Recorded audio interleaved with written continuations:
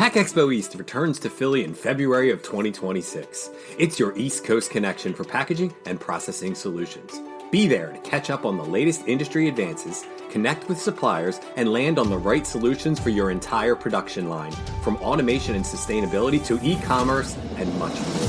Register today at packexpoeast.com.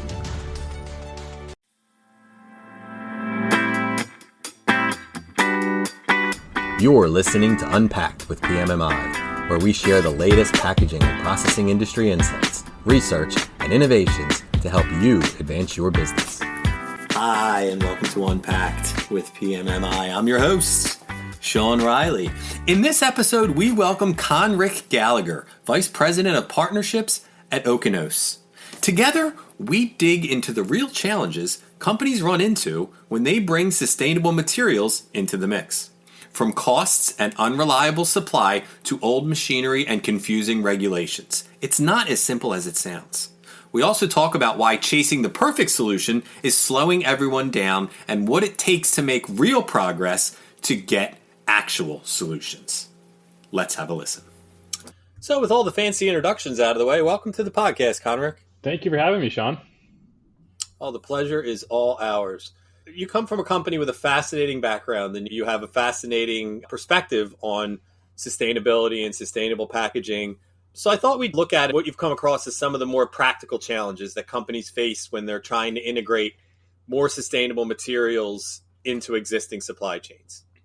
Yeah, I think cost is a really big issue, and scalability might even be a larger issue. Even something as mainstream as recycled resins, you run into constant issues with availability, food grade approval, cost, volatility, inconsistent quality. For example, bioplastic, they're often marketed as a miracle solution, something that's compostable and biodegradable. But in reality, the capacity just isn't really there to make a dent in most circumstances. You're talking about materials that require bespoke infrastructure, significant investment, and still only account for a tiny fraction of the global plastic production, which is, I think, over 1 million tons per day, and some quote over 400 million tons per year of plastic production globally. And to add to that, logistical hurdles, sustainable materials often don't perform the same way on existing machinery in most circumstances. Right. Suppliers can be unreliable, small, and regulations vary considerably across different countries. One location, something that might be considered sustainable in one country, is banned in another. Plus, consumers often don't really understand certain terminologies like compostability, biodegradability, recyclability. So you're also dealing with a pretty significant education gap. I know I've talked with some other people about this, and a lot of things that people necessarily don't take into consideration with newer sustainable materials is the machinery they have could be from decades ago or years ago. It might not be primed to run such materials. The majority of materials that I typically see is on bespoke equipment. It's equipment that's very tailored to just produce that one individual thing. Right. Usually in one location in one part of a country. So it's really hard to make a dent in the plastic problem that we have today. What would be the common roadblocks that companies are facing as they try to scale into these new packaging materials? Yeah, I think a big one is trying to do too many things at once. Companies often feel pressure to be everything all at the same time. And on top of that, you have to meet a ton of different demand, performance, costs, certifications. I think that leads to a lot of distractions and a lot of delays within companies. There's a ton of demand for sustainability, but there's little willingness to pay for it. So if your material is even a few cents more expensive than the material that you were trying to replace, you're already putting yourself at a disadvantage in a lot of circumstances. People will pay for it, but people don't like to pay for it. They like to have a cost neutral solution. So I think another roadblock is trials. Every customer wants to be able to test your product before committing, and those trials take a lot of time. They take a lot of resources, alignment across different departments. So you have to be really focused and patient, but you also have to be honest about your trade-offs. One thing that we have at our company at Oikonos is a back-end innovation team that focuses on product development and long-term before anything hits the sales pipeline. By that, we mean we have to be able to deliver a product to our customer that's been tested, it's commercially viable, and it's ready to be dropped into existing machinery with minimal disruption. It feels like when sustainability first became a thing years ago, everyone took care of the low-hanging fruit and stuff like that. And then in the last couple of years, as ERP has come along and things like that, regulations in Europe and around the world. It's like everybody, like you said, is trying to do everything at once. I think a lot of companies are afraid to be the first mover. They don't want to be the first test case to prove something that doesn't scale. Even if they claim to prioritize sustainability, it's really difficult to be that first mover. Does someone approach balancing this innovation with the actual realities of large-scale manufacturing and, global or regional distribution? It's daunting when you look at it. Like, how do you jump into it? I think my answer to that is going to be maybe a little simple, but you have to be realistic. At our company, okay, for example, we don't try to reinvent the supply chain. We try to design our materials to work with existing manufacturing equipment, extrusion lines, injection molding, blown molding machines, et cetera, because we know the moment that you require new hardware or new infrastructure, adoption becomes 10 times harder and more expensive. So that approach kind of lets us stay innovative without becoming impractical. I think innovation just isn't about launching something new. It's making sure that what you're launching can actually run at scale. If a converter or a manufacturer can't run the material easily and consistently, it's not going to move forward no matter how sustainable it is. That's why we engage a lot of the time early with our technician teams and prioritize real world testing conditions. But we also don't push materials to market before they're ready.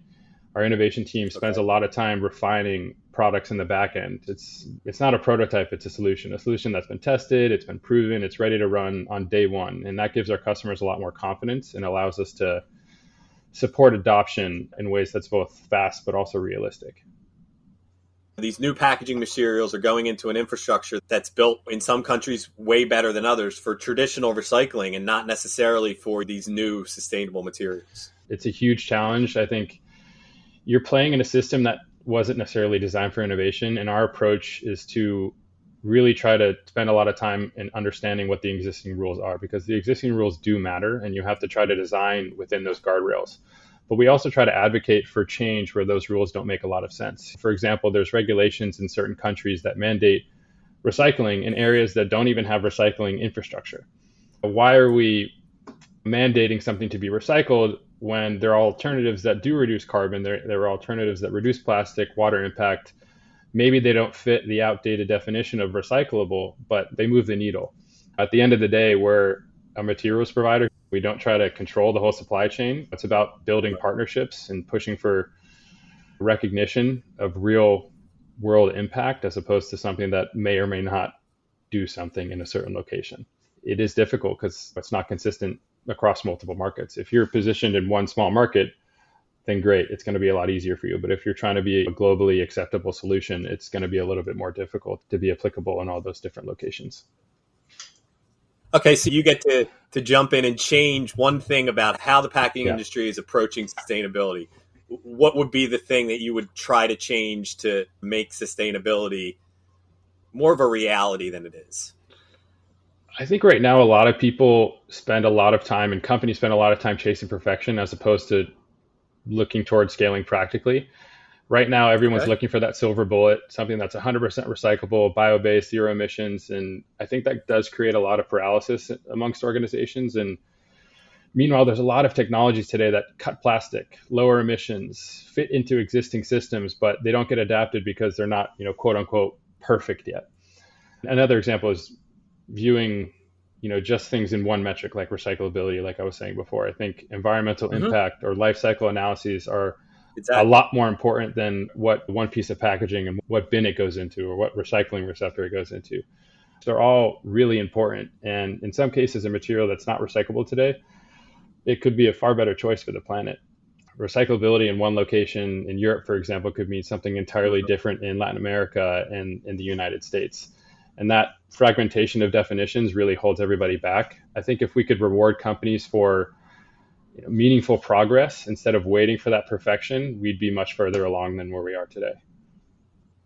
That's a great way of looking at it, because even country to country, continent to continent, and I'm even thinking state to state now with the way it is in the US, something you could sell in Oregon, you might not be able to sell in Missouri or something like that. Yeah, I don't know how you reward progress, like you said, versus a complete solution. It's an interesting paradigm. Yeah, I think you got to reward policy frameworks that take advantage of life cycle analyses, looking at the entire life cycle of one individual product, you take that into account and you don't just look at binary outcomes like just recyclability. Right. Recyclability is, of course, important and it should happen where Sure. it's possible. But I think the life cycle of a product or a process or a service, anything, is a lot more important to consider. Yeah.